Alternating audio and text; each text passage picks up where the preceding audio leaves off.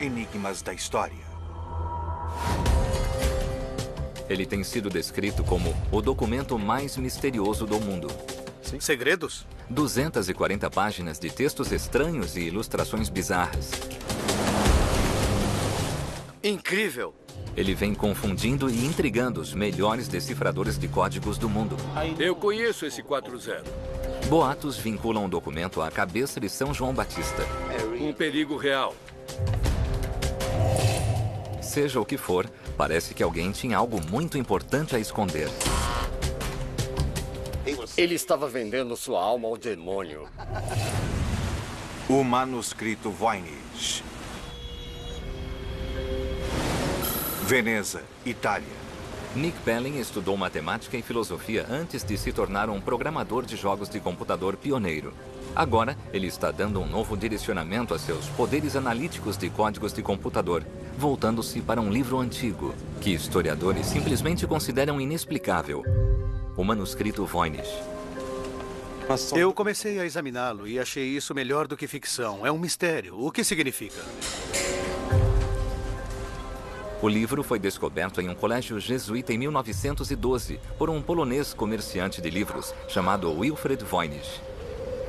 Mas ele foi escrito muitos séculos antes.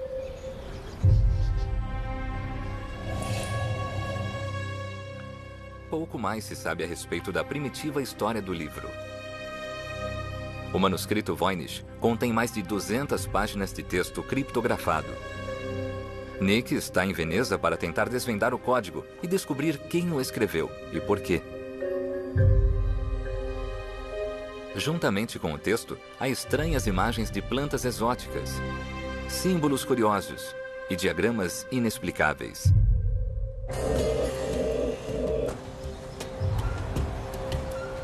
Nick acredita que as respostas podem ser encontradas aqui. Alguns dos melhores criptógrafos da era moderna tentaram decifrar o texto, mas até agora, todos falharam.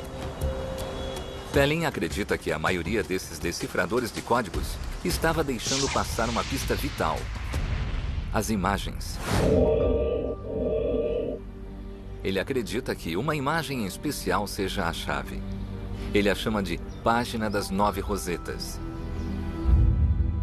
No centro da imagem está o que ele acredita ser um edifício com estranhos domos bulbosos. E Nick tem um pressentimento quanto a que edifício ela representa. O palpite o levou então à Praça de São Marcos. Preciso de uma vista melhor. A imagem na página da Roseta parece como se tivesse sido desenhada de um ponto de vista elevado.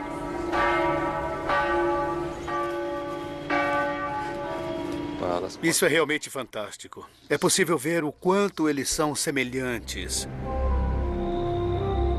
Pode-se ver o entalhe na parte superior, a forma mais aberta aqui e arredondando-se por todo o domo, uma fileira de janelas na parte inferior. Mas se a imagem retrata a Basílica de São Marcos, o que ela nos diz a respeito do manuscrito? Veja a semelhança. A datação de carbono do documento, feita pela Universidade do Arizona, indica que ela foi feita originalmente por volta do início do século XV. Muitos acreditam que o manuscrito é uma elaborada mistificação, mas Nick não está convencido. Para ajudar a juntar as peças do quebra-cabeças, ele pede a ajuda de um conhecido arquiteto e historiador veneziano. Entre. Eu vejo que há de tudo, de arquitetura, de vida. Francisco Sforza tem raízes profundas em Veneza. Sua família era de comerciantes, políticos e acadêmicos, remontando ao nascimento da cidade. Há algumas coisas estranhas que parecem ter sido feitas por um motivo perfeito. Sim, a escrita e as imagens é tudo muito racional. Mas o que significam? Não sabemos ainda. Não conseguimos chegar até a mente. Alguns acreditam que contém informações que teriam sido impossíveis de serem de conhecimento do autor. Algumas pessoas acreditam que isto seja um mapa da Via Láctea, vista de cima, como um mapa de Jornada nas Estrelas. Sim, porque quando nós o vemos, vemos uma linha, como uma linha, porque estamos no meio. No meio, olhando para as laterais. Mas se estivéssemos acima, olhando para baixo... Veja a forma. Veríamos os braços. Há quem acredite que isso seja a nossa galáxia vista por um alienígena. É estranho demais para ser descrito com palavras. O texto também contém muitas imagens de plantas, mas até agora os peritos não foram capazes de identificar muitas delas. Há todo tipo de imagens de plantas herbáceas. De fato, há mais de 120 delas em todo o manuscrito. Essas parecem receitas. A botânica foi muito importante. A usavam para tudo, usavam até para veneno. Em Veneza, vários venenos foram inventados, porque naquele período, serviços secretos os usavam. O veneno era a maneira mais fácil de liquidar um problema. E muitos deles eram provenientes de ervas. Eu vou lhe mostrar uma. Este é um container. Francesco tem então um pensamento inspirador. Uma das imagens parece familiar. Dá para ver alguma coisa, é um material. Não parece ser metal. É algo mais frágil, mas se pode trabalhar muito bem com isso. Certo. Alguma coisa como cristal, porque a base aqui é como um cristal veneziano daquele período. Havia muitos segredos a respeito de como fazer cristais. Segredos? Sim, porque ninguém poderia contar esses segredos. Havia regras muito rigorosas. Como eles estavam sendo feitos, que material, que composição. E as penalidades por revelar os segredos podiam ser severas. Eu sei que algumas pessoas iam à França e à República de Veneza e era enviada uma carta dizendo que se elas contassem qualquer segredo lá, suas famílias estariam em grandes apuros ou elas seriam mortas. Em Murano há um museu onde você pode encontrar peças de cristal de todos os períodos. Museu do Cristal? Acho que é loucura fazer um livro como este sem um significado, por isso deve haver algo como segredos por trás disso.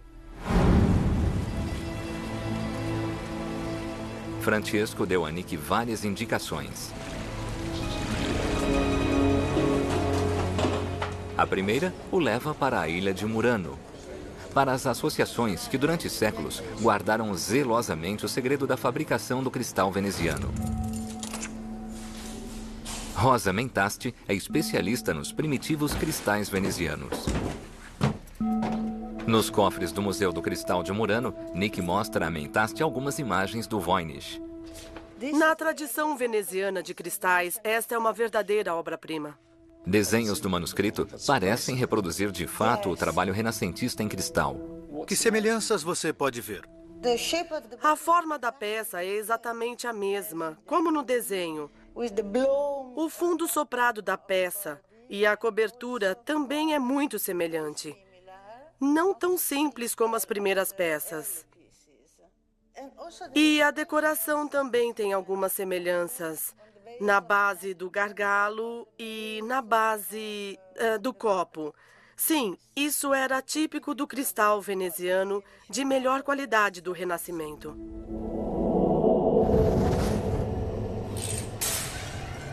Na Veneza do Renascimento, a fabricação de cristal era um negócio extremamente lucrativo.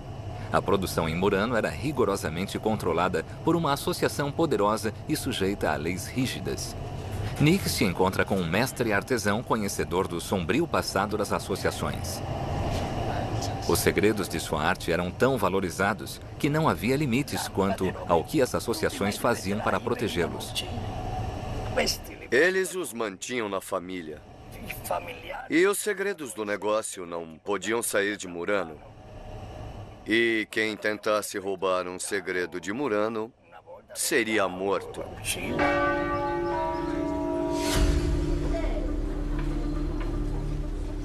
Talvez o autor do Voynich estivesse envolvido em uma espécie de espionagem industrial medieval, roubando e vendendo os segredos de negócio dos venezianos. Quem quer que tenha escrito o manuscrito, certamente passou por grandes aflições para ocultar suas intenções. Hermes e Renato. Selvagens. Nesta sexta, 8 da noite, no Nat Geo. Todo o texto parece ser criptografado, usando um código impenetrável. Muitos dos mais importantes criptógrafos do mundo tentaram entender essa bizarra escrita cifrada do século XV.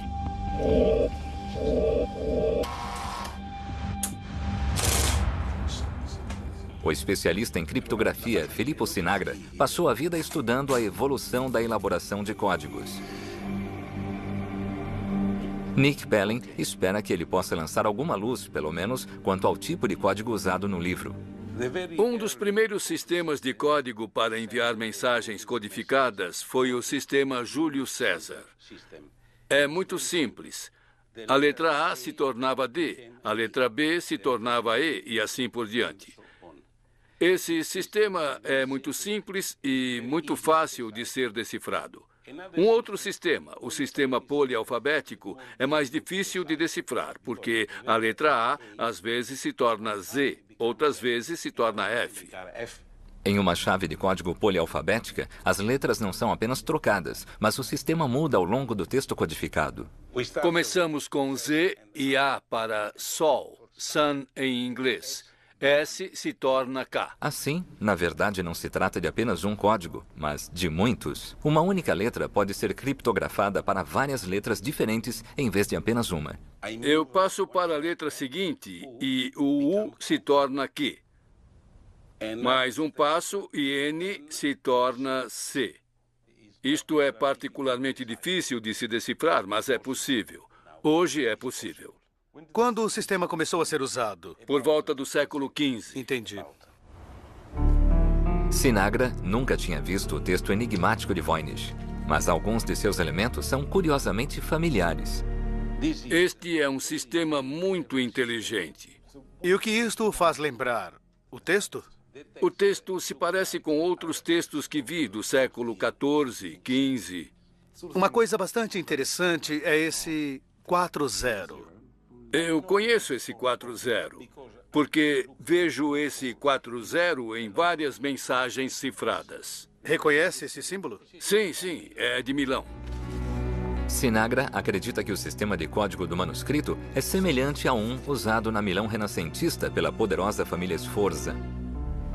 Esta é a chave do código de Sforza de Milão. Na parte superior estão as letras do código. Descobrimos que C correspondia a 4 e a letra S correspondia a 40. Isto aparece no código Voynich. O mesmo símbolo, 4 e 40. Poderia a conexão de Milão ser a descoberta que Nick vinha procurando?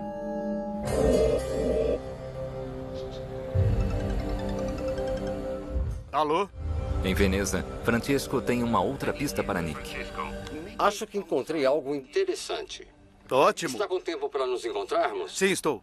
Pode ser em San Cassiano?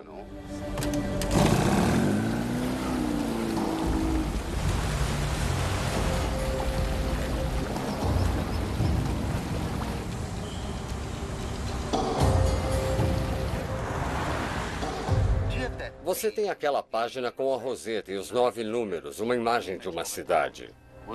Francesco acredita ter decifrado outra imagem do Voynich. Veja, eu acho que não existem tantas cidades representadas de forma circular. Creio que uma delas é Bagdá e então há Jerusalém. E Milão também é circular. É? Sim. Se isto é uma cidade, então o centro parece ser a representação de um castelo com uma torre e formas em V bastante distintas. Poderia ser. A ilustração está levando Nick a um lugar em especial. Toda circular. A cidade murada medieval de Milão. Boa sorte. Tchau. Tchau. Milão, Itália. Durante o século XV, Milão foi uma poderosa cidade-estado, muitas vezes em guerra com sua vizinha Veneza.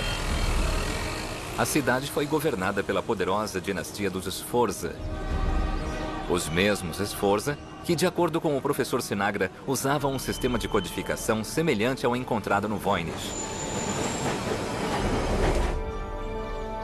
E era da dinastia dos Sforza o castelo que domina a antiga cidade murada no coração de Milão.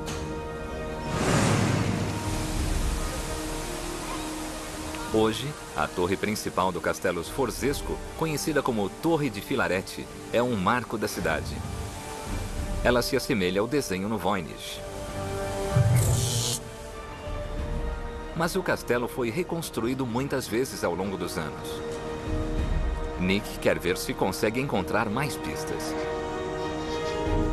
A parte mais antiga do castelo, antes da reconstrução no século XIX, é uma parte independente dele chamada Hevelin, que fica no meio da vala para defendê-lo. Está vendo aqui? Nick vê as inconfundíveis fortificações em forma de V, que Francisco acredita que estão no desenho. Isso é fantástico. Ele olha ao redor, procurando qualquer outra coisa que possa conectar o castelo ao manuscrito. Isso é interessante. Dentro da magnífica capela do castelo, Nick percebe alguma coisa. Era assim que as pessoas pensavam que era o céu em meados do século XV. No teto da capela, há um desenho circular que Nick reconhece. Eu vi esse padrão no manuscrito Voynich, que é dessa época e lugar.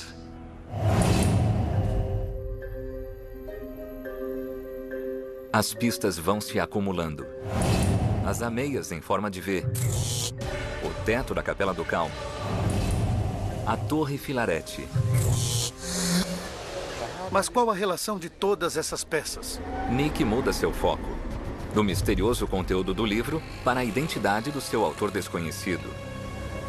A torre recebeu esse nome de Antônio Averlino, seu arquiteto cujo apelido Filarete significava amante da virtude. Esse novo cara, Filarete... Nick decide então investigar mais sobre ele. Será que Averlino poderia estar conectado ao manuscrito Voynich diretamente e não apenas indiretamente? Eu preciso saber mais a respeito dele. Antônio Averlino nasceu em Florença por volta de 1400 e se tornou arquiteto. A investigação de Nick revela que ele viveu por algum tempo em Roma e foi preso por sua suposta participação em um esquema para roubar a cabeça de São João Batista. Em seguida, depois de libertado, ele fugiu para Veneza antes de viajar para Milão. É uma história estranha. Nick conclui que precisa de ajuda. Ele foi então aconselhado a conversar com Stefano Novati, um arquiteto local que tem grande conhecimento sobre a história dos edifícios milaneses. Meu palpite é que pode ter alguma coisa a ver com Averlino. Pode ser, porque Averlino trabalhou em Milão durante 15 anos, talvez mais. Seu primeiro trabalho foi esse. Ele trabalhou no projeto da torre principal do castelo. Ele chegou aqui em 1450, convidado por Francesco Sforza, que em seguida o encarregou de projetar o Grande Ospedale Maggiore. O hospital? O Grande Hospital, sim. Era algo muito moderno e de alta tecnologia e muito importante para Milão do século XV. Podemos ir até lá para visitá-lo se quiser. O Ospedale foi uma das realizações máximas de Averlino, repleto de engenharia radical pelas quais ele era famoso. E havia um sistema de tubulação construído dentro das paredes, para a drenagem da água da chuva e para manter a respiração do edifício, assim como uma pessoa, assim como um ser vivo, o que foi muito revolucionário. Os projetos de Averlino para o Ospedale estavam claramente à frente de seu tempo. Mas estariam eles conectados ao manuscrito Voynich? Isso parece um tipo de terracota no trabalho de tubulação. Sim, parece. E você acha que isso poderia corresponder de alguma forma aos projetos verdadeiros? Bem, poderia ser, porque há muitas semelhanças com os sistemas de tubulação nesta construção. Eu reconheço esses tipos de formas e até mesmo os anéis no final de cada parte. E não existem tantos edifícios desse período que tenham esse tipo de sistema de tubulação. Olha só isto. Esses são realmente semelhantes à seção que vimos. Terracota com o anel e o formato de curva do tubo se parece com o que vimos no manuscrito Voynich. É realmente incrível, eu acho. O Ospedale é um impressionante feito de arquitetura, mas a maior obra de Averlino não foi uma construção, mas um livro único, o Livro Arquitetônico. Este é o livro de arquitetura de Averlino. E nesse livro ele imagina como deveria ser uma cidade ideal. Sei. O livro, concluído em 1465, contém planos detalhados para a cidade perfeita de Averlino. Um lugar de vício e virtude. Embora não tenha sido escrito em código, há algumas referências intrigantes em suas páginas, que sugerem uma conexão com o Voynich. Antônio Averlino gostava realmente de criptogramas, anagramas e códigos ocultos. Por exemplo, Aqui podemos encontrar o nome Onitoan Olivera, que é um anagrama de Antônio Averlino. Então ele gostava de códigos? Sim, muito. Ele realmente estudou a respeito disso e tinha interesse em criptografia e escrita oculta. Na busca pelo autor do Voynich, os conhecimentos de Averlino acerca de escrita oculta e criptogramas parecem fazer dele o principal suspeito. Será que existe alguma outra coisa no livro que você acredita que possa se referir ao manuscrito Voynich? Há várias indicações de outros livros secretos dentro do livro. Esses livros ainda existem? Nós não sabemos. Você acha que poderia haver uma ligação entre os dois? Pode ser. Eu acho que todas essas referências ao livro oculto ou secreto podem ser um indício de que Averlino e o manuscrito Voynich estejam de algum modo relacionados. Sim. Talvez o Voynich possa ser um ou todos os livros de segredos. Há quem duvide da autenticidade dos manuscritos ou afirme que outras pessoas o escreveram. Mas para Nick Pellin, a evidência é convincente. Para mim, o trabalho de tubulação do Ospedale e os livros secretos e a criptografia no livro realmente apontam Averlino também como o autor do manuscrito Voynich. Mas faltam ainda algumas peças do quebra-cabeça. Averlino reúne os dados depois de 14 anos em Milão. E com o Duque de Sforza morrendo, ele deixa a cidade para encontrar um novo patrono. Sem dinheiro e sem patrono, Averlino desaparece dos registros. Assim como tantos outros que levaram seus segredos do Renascimento para o leste, será que Averlino teria feito o mesmo para conseguir um novo patrono? Em Veneza, Nick espera que Francesco possa ajudá-lo mais uma vez. O que você acha que aconteceu? Parece que alguns de seus amigos foram para Istambul e existe até mesmo uma carta de recomendação para os otomanos. E a situação entre otomanos e venezianos era como uma guerra fria. E se isso for verdade, ele poderia estar passando alguns segredos a eles. E então, aí fica difícil. Portanto, se Averlino queria levar seus segredos aos otomanos, então escrever um livro para escondê-los era a única maneira? Levar alguma coisa para fora de Veneza era realmente muito perigoso. Os segredos não podem ser levados ao inimigo. Então você acha que Averlino teria colocado seus segredos de fazer cristais no manuscrito Voynich? Sim, talvez para dar alguns segredos ao inimigo ele estivesse vendendo sua alma ao demônio. Versão Marshmallow São Paulo.